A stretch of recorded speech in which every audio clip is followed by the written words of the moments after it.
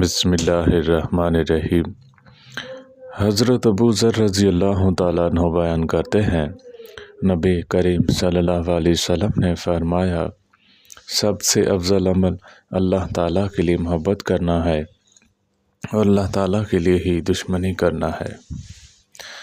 حضرت ابو ہریرہ رضی اللہ تعالیٰ عنہ بیان کرتے ہیں، نبی کریم صلی اللہ علیہ وسلم نے فرمایا، بے شک اللہ تعالیٰ قیامت کے دن ارشاد فرمائے گا، میری عظمت کی خاطر آپس میں محبت کرنے والے لوگ کہاں ہیں؟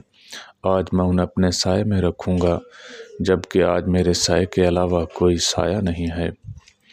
حضرت ابو ہریرہ رضی اللہ تعالیٰ عنہ بیان کرتے ہیں، نبی کریم صلی اللہ علیہ وسلم نے فرمایا کہ ایک شخص اپنے ایک بھائی سے ملنے دوسرے گاؤں میں گیا تو اللہ تعالیٰ نے ایک فرشتے کو رزق کے راستے میں بھیج دیا۔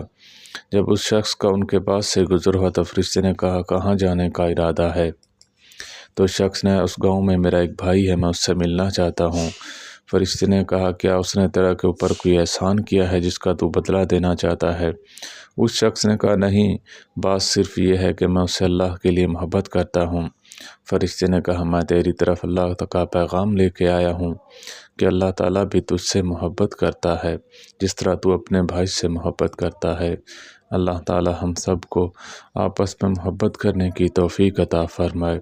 وآخر دعوانا ان الحمد للہ رب العالمین۔